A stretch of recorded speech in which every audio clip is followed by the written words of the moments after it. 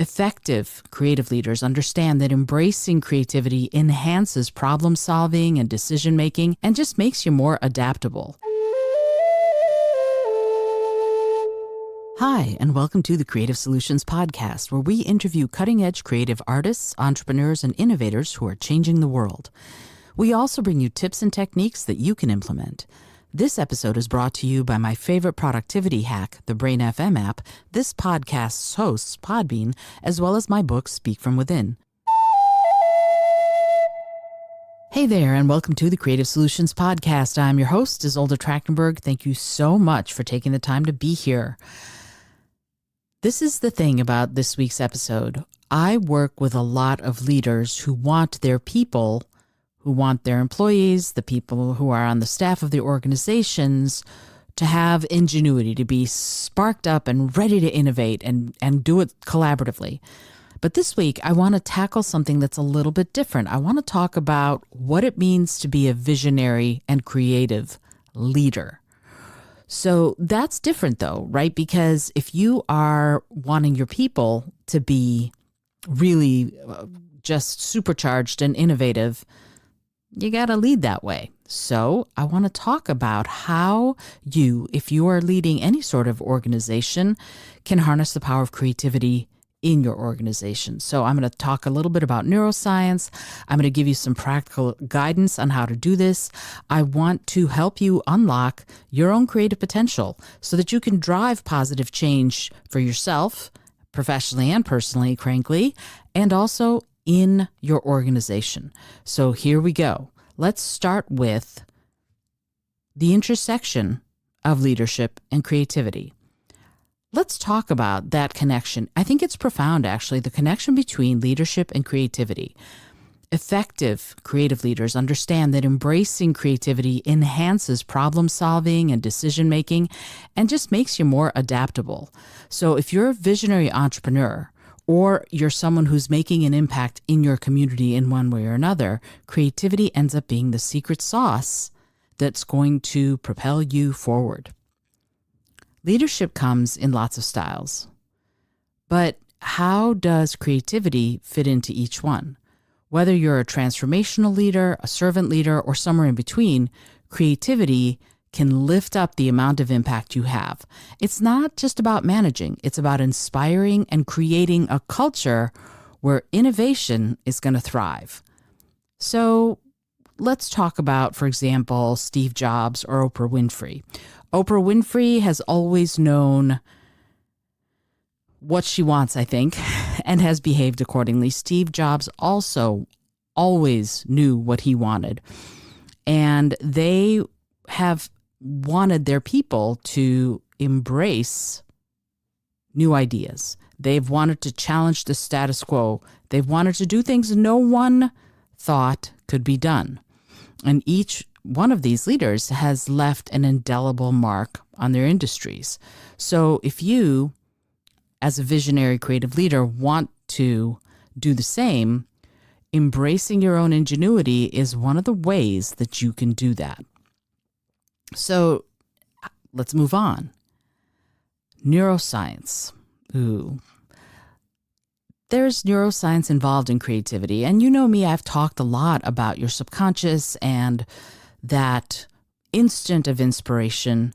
As my friend Teresa Funke says, it's bursts of brilliance. That's, I think, the title of her book. I should put a link to that in the show notes. But there's a science behind it, right? Let's ask the question, how does creativity impact the brain, and how can leaders leverage this knowledge to enhance their own skills? How do you do it? Research in neuroscience has shown that engaging in creative activities is going to spark different parts of your brain. Those regions of the brain are associated with innovation, with adaptability, and also with strategic thinking. And these neural pathways are not just about creativity. They're really the building blocks of effective leadership. Another concept that we really want to look at is neuroplasticity. Neuroplasticity tells us that the brain can adapt and change over time.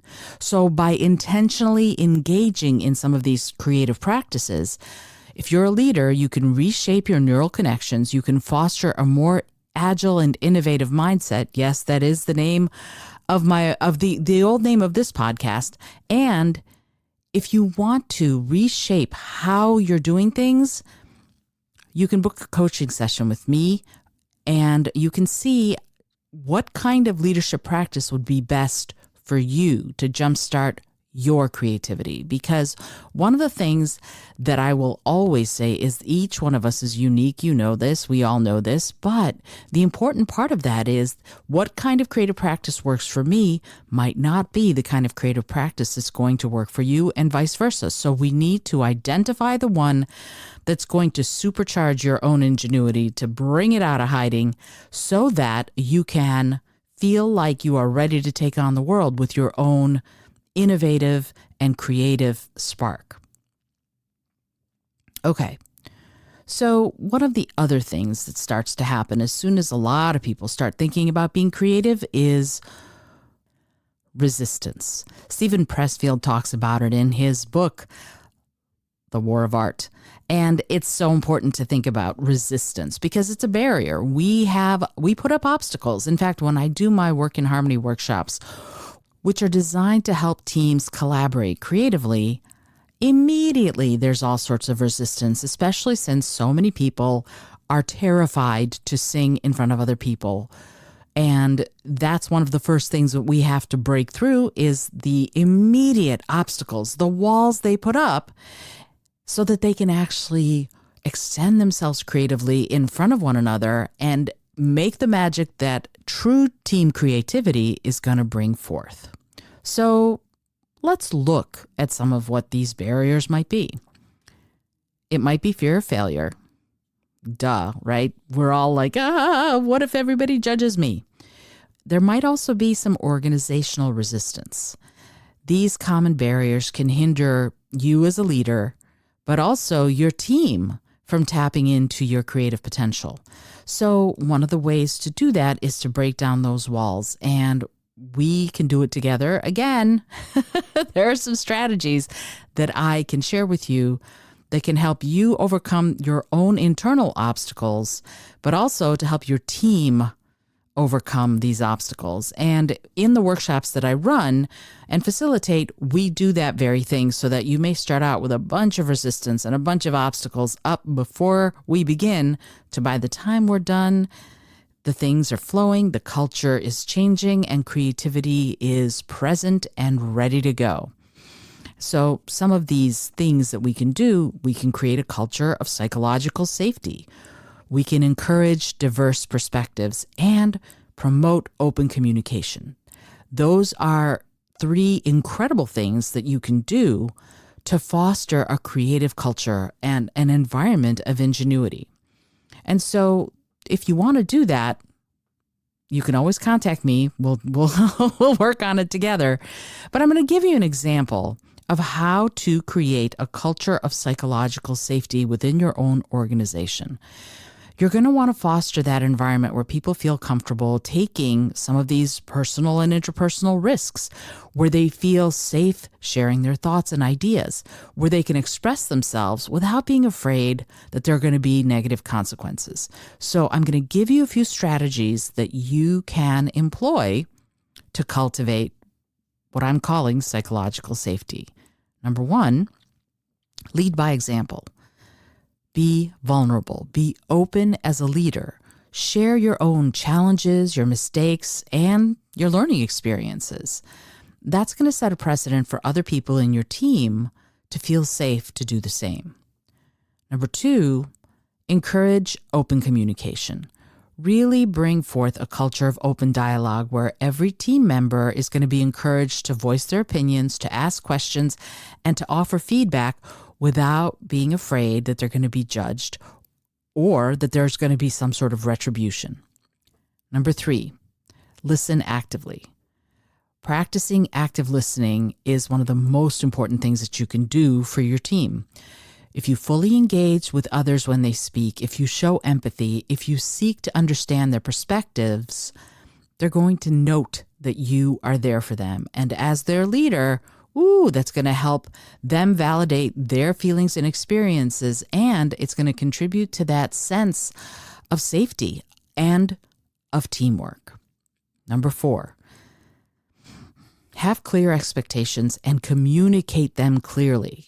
Because if you don't, yikes, things get really mucked up. So you're going to want to clearly communicate your expectations for behavior and for the way you want things to run, really, within the whole team. And you're going to want to emphasize respect, inclusivity, and support for diverse viewpoints. Super important. Number 5, provide constructive feedback. Offer feedback in a constructive and don't be judgmental. Focus on specific behaviors or actions rather than any personal attributes. You never want to do that. And encourage a growth mindset by framing feedback as opportunities for learning and improvement. Number 6, embrace diversity and inclusion. It's so critical. Just do it, right? Celebrate diversity and create an inclusive environment where every single voice is going to be valued and respected. I always say that you want your people to feel valued and valuable. So important. And one of the ways to ensure that your team members from different backgrounds feel included and represented in the decision-making process is to solicit their opinions, guidance, and advice. Number 7, address conflict appropriately. Provide guidance and support for resolving conflicts in a constructive manner. Emphasize mutual collaboration and understanding and respect. You're going to want to encourage people to address issues directly and respectfully.